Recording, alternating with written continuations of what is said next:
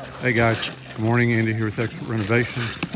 We're back at one of our favorite customers in Macon, dealing with a so-called roofing professional's idea of roof warranty work and correct way to roof a house. One of those steps being that you remove the rotten decking. You can see it in this picture. They roofed over bad decking, didn't re-nail it, and their idea of a leak solution is to come back and caulk all the butt joints. So we're going to be taking off 3.5 squares of shingles here, ice and water around the chimney, some synthetic underlayment, replacing this plywood. We're not going to take it all the way to the ridge vent. The roof is really in pretty good shape. This is a 7-year-old roof, and just an example of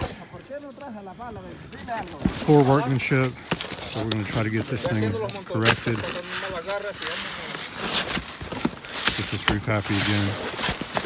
It's the same job where I posted the metal roofing deck edition.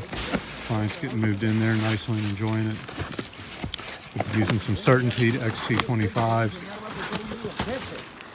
Couldn't find nickel gray. This is going to go back to the Dove gray material shortage. It's also a very low visibility area, so I think it'll work fine.